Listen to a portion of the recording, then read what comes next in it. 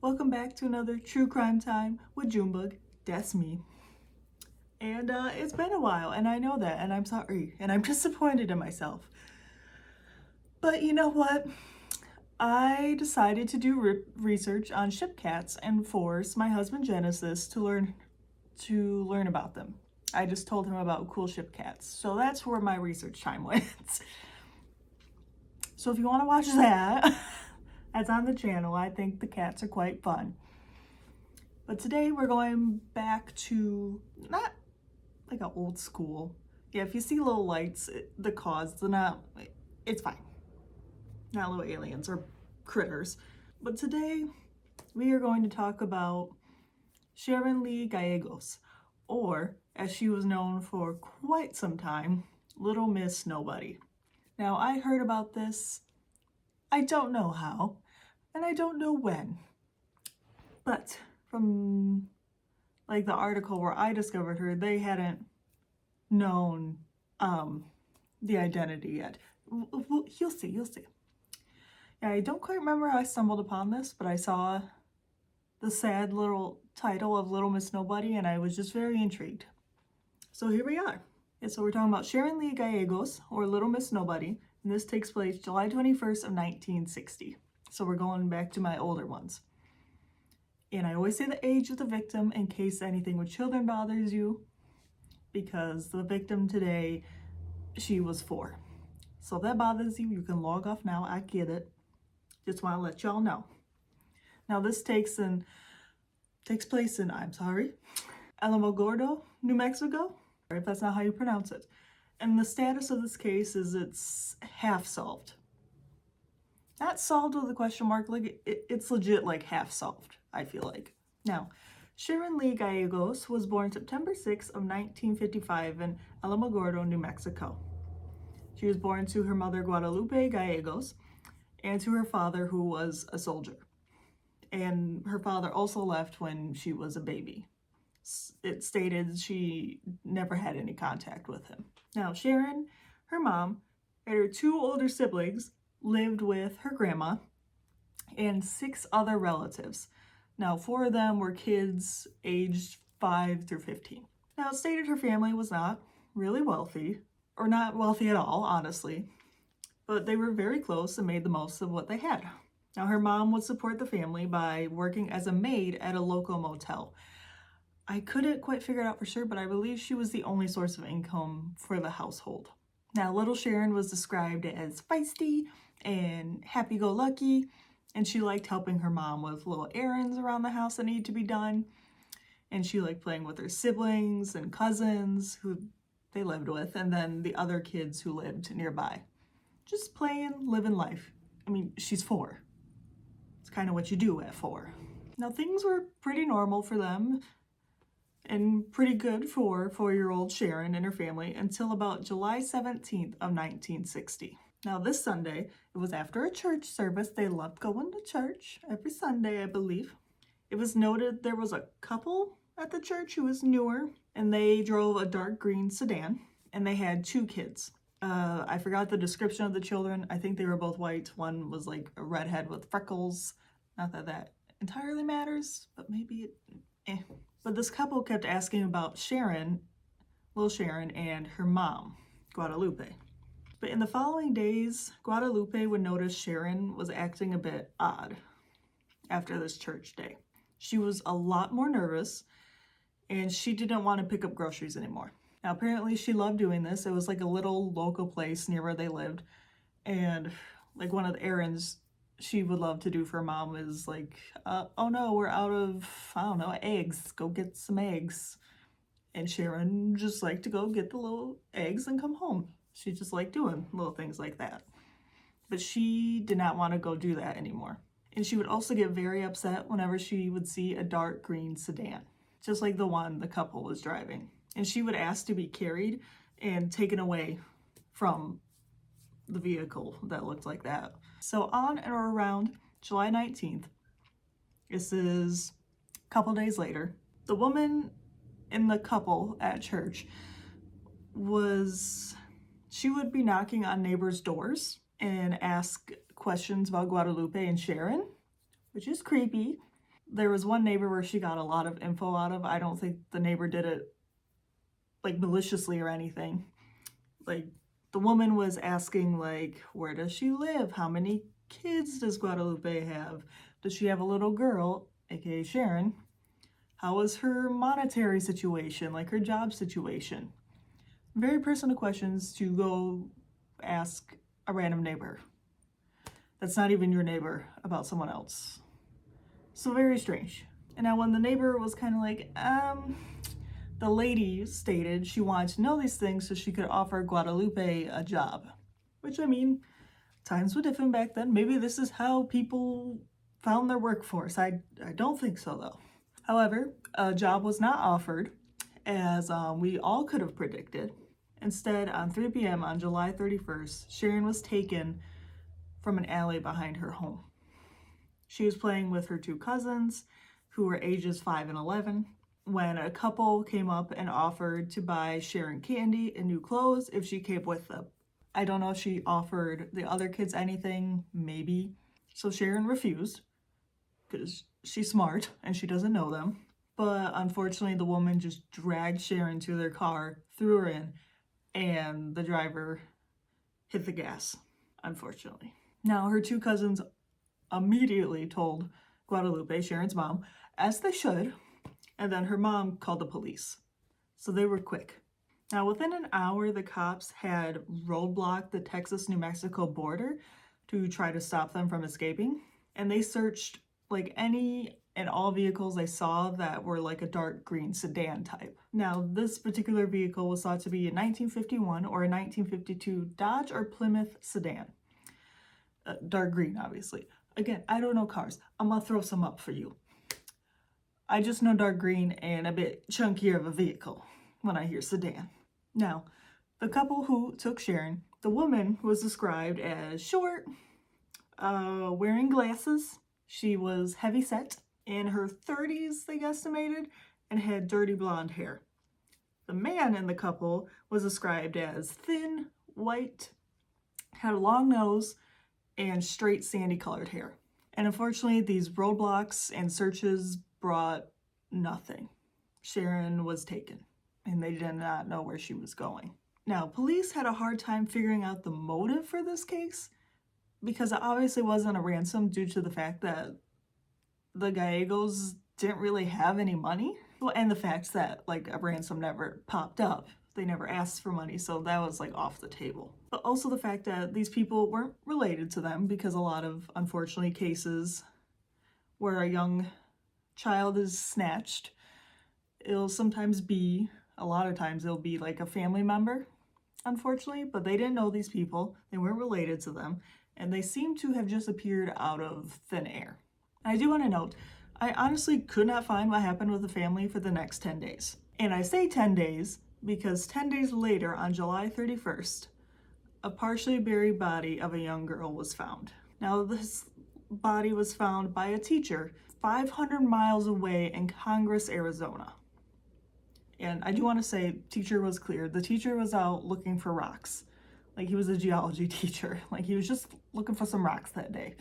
He's fine. He didn't do anything. Now, the body they found was wearing, there was red shorts, a buttoned blue blouse, adult-sized flip-flops that were like cut, like the end was cut to fit her little feet, and her finger and toenails were painted red. Now, this is not what Sharon was wearing when she was snatched, nor was her like hands and fingernails painted at the time either.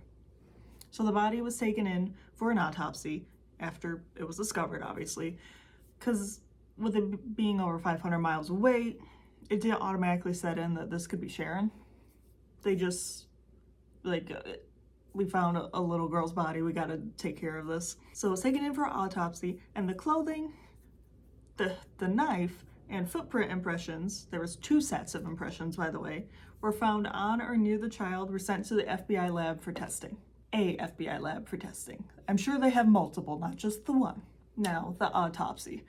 So the pathologists determined the body was white.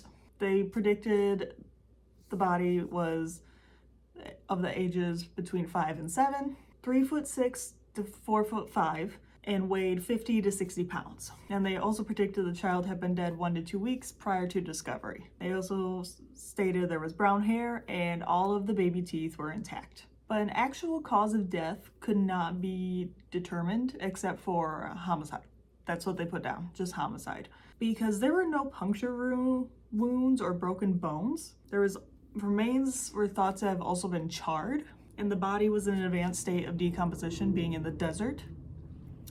And just with them trying to burn the body, whoever did it was just not in it. The body wasn't in great state. So they couldn't quite determine what caused the death. They just knew most likely homicide. So with the autopsy done, things are being sent to labs. The search to identify the victim began. Now, many previous offenders were interrogated. I assume like sex offenders, I assume. They were all interrogated, and all known missing young girls in the area were looked into and discounted, including Sharon.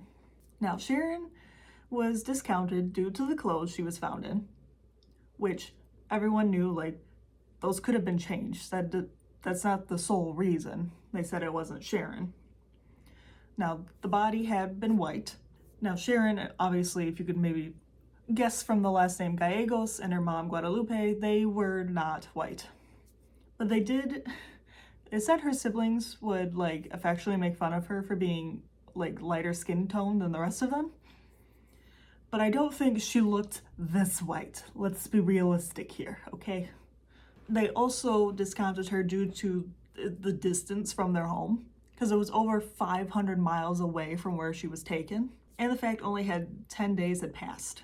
Which, yeah, it is possible to travel 500 miles in 10 days, but it just seems less unlikely, I guess, to them, which I could sort of understand. But also, and one of the main reasons they discounted Sharon was that they really believed the child was 7 and Sharon was 4. So they really thought this is just not Sharon, it's a 7-year-old white girl. And Sharon was a 4-year-old Hispanic Latina child. Now, the search for both parties, the police trying to figure out the identity and Sharon's family trying to find her, would start turning into months. And this would start expanding multiple states. And it would lead, again, to nothing for either party. Now, during this time, which was August 10th of 1960, a radio host would spearhead a campaign to raise money for the burial of this little girl, because he didn't want her to be buried in an unmarked grave. Which, yeah, that would hurt my heart as well. So I'm kind of glad he did that. And I hope people who are like Jane Does or John Does today aren't necessarily buried in an unmarked grave, because you could still like solve. We've seen cases where decades-old cases are solved because they like exhumed the body and stuff. Like, I feel like they should know where the people are they bury, especially unknown ones, I feel like. And it was, I don't know if it was him in particular, or if it was just due to this radio thing. Sorry if you can hear it. The furnace just kicked on.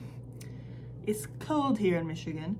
But it was around this time the little girl's body that was found, like, she became known as Little Miss Nobody.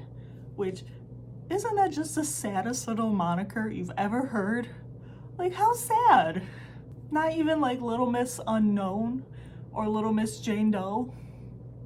Or Janie Doe, whatever version they have for children. Little Miss Nobody? That just seems so sad. She's someone to somebody, you just gotta find her. But anyway, the campaign was a success,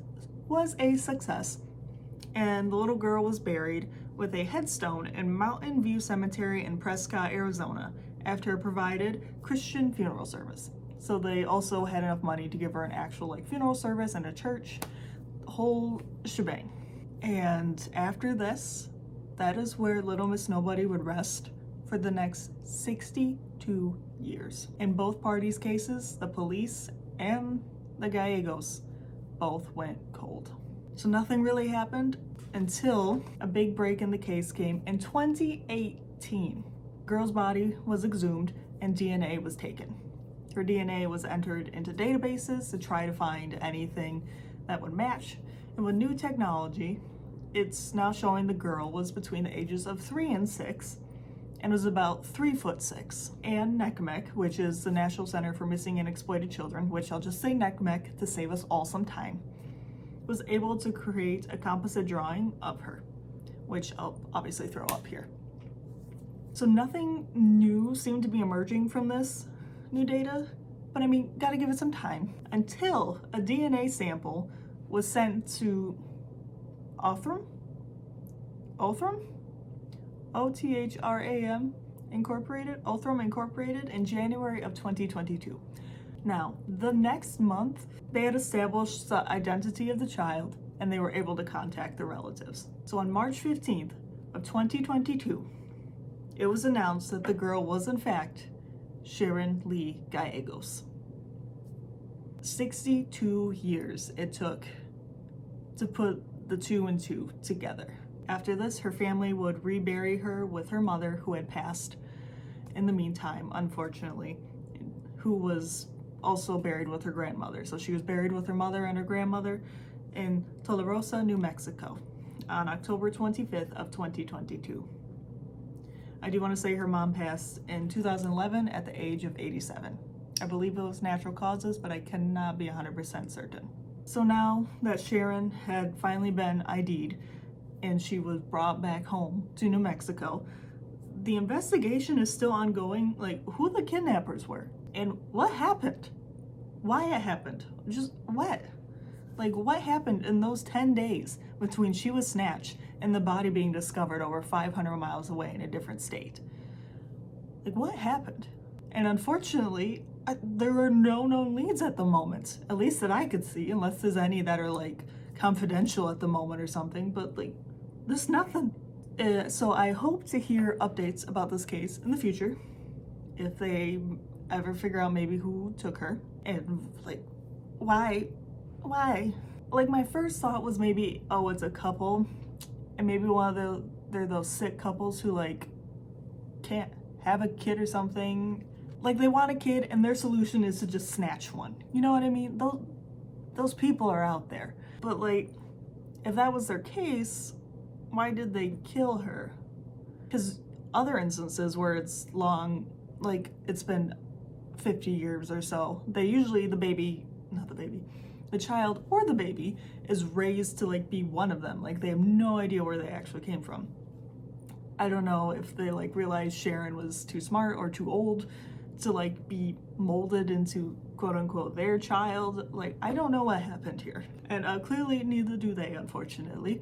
So it's just so sad. I don't know why they never thought, well, okay, I know why they never thought to check the DNA in 1960. It's probably because they couldn't. But like, why wait till 2018? It's just, I don't know if it's because they weren't white, if like things just didn't move as fast, or if they really truly believed that this wasn't Sharon, like this was an older, completely different child. Like, I don't know. But in the off chance you know anything about Sharon Lee Gallegos's kidnappers, please call the police, specifically the ones in New Mexico. And then I also do want to note, I was looking into this Othram Incorporated company, and it has helped identify tons of people. Like, they've done some good shit. I hope it's all good shit. I didn't dig too much into their, like, company or past, but they've ID'd a lot of people, and that's awesome. It sucks it took 62 years to identify her, but I am glad that a conclusion was found. This is why the case is half solved. Like, they now know who Sharon is. Like, she's buried back home, she's ID'd, they know that now. But now is the unsolved part of who and why. Let me know what you think down below. Sorry this took so long to get out. It's the holidays. I do what I can. I have no idea. Oh wait, I do have an idea what my next one is. And it was a case that I didn't think was real, if that gives you a clue, and does not take place in the US. Pretty sure. But thanks for tuning in, and hope you guys had a safe and happy holiday and New Year. Bye y'all.